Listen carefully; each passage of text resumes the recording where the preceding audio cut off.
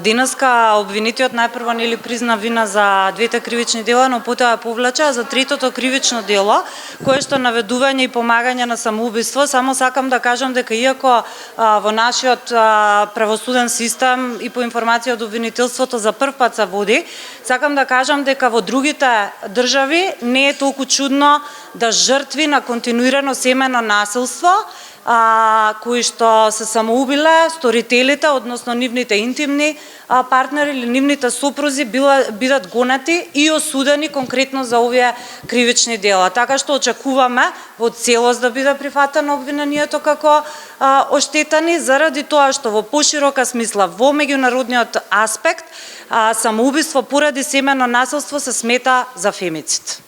Призна вина, но само за две дела за кои што се товарени и за третото. Судијата реши да не прифати бидејќи тој кажа дека доброволно не признава вина и неговата одбрана од тоа што можевме денеска да го слушнеме се базира на фактот дека неговиот пријател Мартин Саздов е тој кој што практично ја натерал Ивана да го направи тоа што го направил. Како го коментирате ова?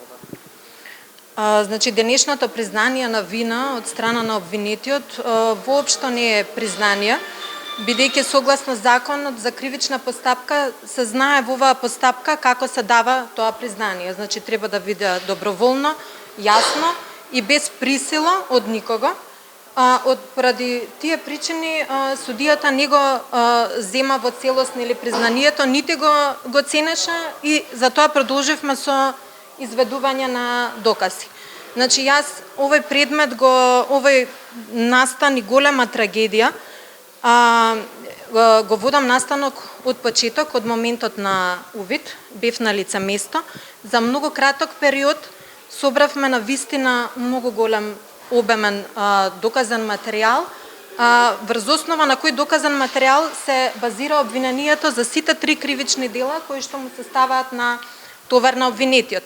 Во насока на почитување на презумпцијата на невиност на овој обвинет, сметам дека тој е невин се додека јас не го докажам спротивното до крај на постапката за овој обвинет и за било кој обвинет во било која друга кривична постапка, иако овој предмет е навистина чувствителен и е под ваше медиумско око, но и под око на јавност.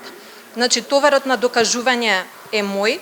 Јас до крај сметам дека навистина имам голем број на докази кои што ќе бидат изведени во оваа постапка и со сигурност ќе докажам надвор од разумно сомневање дека Стојанче ги сторил кривичните дела точно на начинот како што е опишано во диспозитивот на обвинителниот предлог. Во меѓувреме би сакала да се почитува достоинството на жртвите и начинот нели на кој што ќе биде пренесуван овој настан. Од друга страна, нормално во целост ќе го следите судењето понатам. Во однос на Мартин Саздов е исто предложен како сведок. Денешната одбрана гледам како искрена, како чиста манипулација во насока да се избегне некоја кривична одговорност. Но понатаму оставам доказите да зборуваат сами за себе. Тоа ќе ми беше прашањето дали Мартин Саздов ќе го повигаде како сведок и дали евентуално обвинетиот сега тоа што го зборуваше во судница дека Мартин Саздов наведувал, имате испитано евентуално некои такви околности? Не. Тоа немало никаков сомнеш и баш денеска и мајката на Ивана значи кажа за односот кој што го имал со жртвите. Така да јас немам дилема никаква, освен обвинетиот што може да се брани на каков начин и да сака во оваа постапка. Тоа е нивно право на обвинетите и воопшто не ми е спорно и ја разбирам која е искрено неговата позадина. Благодарам.